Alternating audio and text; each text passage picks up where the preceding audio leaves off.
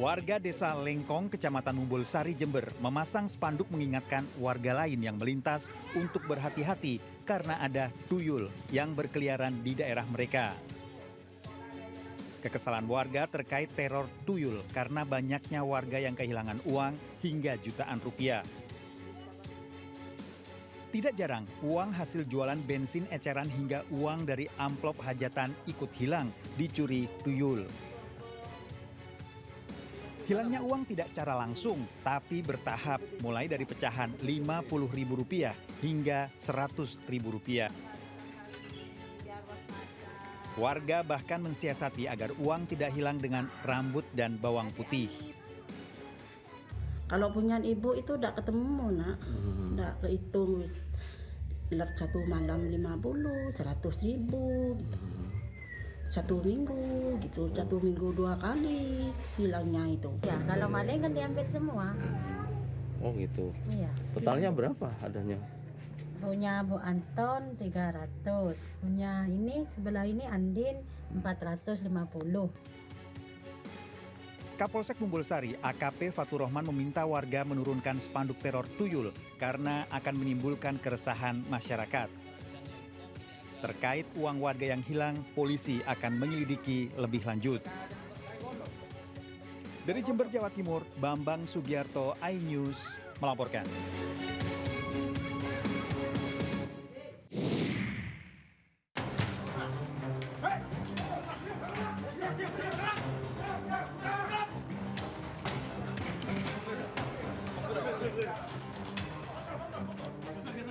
Polisi menggerebek lokasi persembunyian pelaku pembunuhan notaris di sebuah rumah kos di Jalan Sroyo, Kabupaten Karanganyar, Jawa Tengah.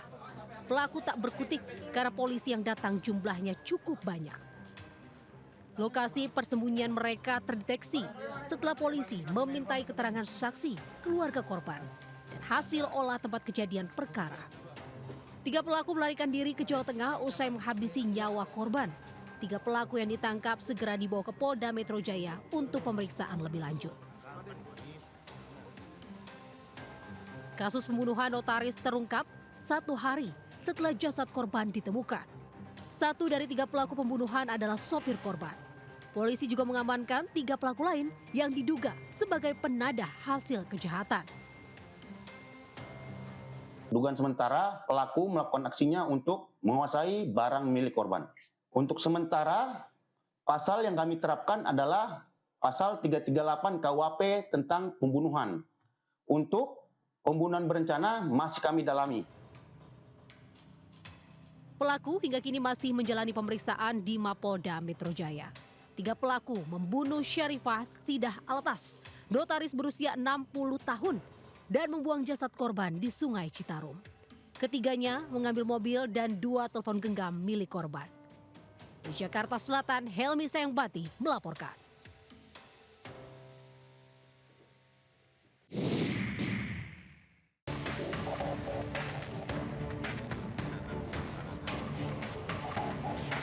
Setelah mendapatkan tekanan dari publik dan penanganannya dinilai berjalan dengan sangat alot, misteri kematian Brigadir Nur Hadi, anggota Propam Polda NTB yang dinilai janggal akhirnya mulai terkuak. Setelah melakukan serangkaian pemeriksaan dan otopsi jenazah korban, ditemukan ada bekas luka di sekujur tubuh dan mengalami patah tulang leher. 3 orang ditetapkan tersangka, 2 orang diantaranya polisi berpangkat perwira yang merupakan atasan korban. Modus para tersangka menghabisi nyawa Brigadir Nur Hadi karena diduga motif cemburu dan tersinggung karena korban dikatakan sempat menggoda dan merayu teman wanita salah seorang tersangka yang tidak lain merupakan atasannya sendiri. Kesimpulan saya bahwa Bapak N mengalami pingsan ya pada saat berada di air dan meninggalnya itu adalah karena tenggelamnya berdasarkan bukti pada diatomnya. Pelaku masih belum memberikan gambaran jelas terkait dengan pengakuannya ya. Tetapi kita berdasarkan, saya sampaikan dari awal, kami berdasarkan dari keterangan hasil ekshumasi, ahli pidana dan ahli poligraf. Kenapa kita bisa memastikan bahwa kita tetapkan tersangka. 3 tersangka dijerat dengan pasal berlapis, yakni pasal 351, pasal 359, dan pasal 55 KUHP. Brigadir Nur Hadi sebelumnya dilaporkan tewas tenggelam di kolam renang private villa di kawasan wisata Guli Trawangan, Lombok Utara saat berlibur bersama 2 orang atasannya.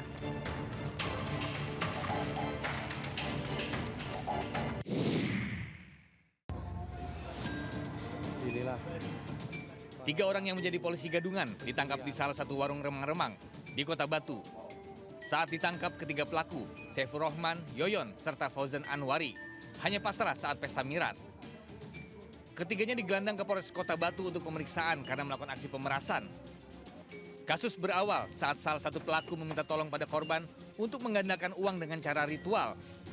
Mengetahui apa yang dilakukan korban tidak masuk akal dan membawa uang palsu, pelaku menghubungi kedua pelaku lainnya untuk melakukan drama penangkapan.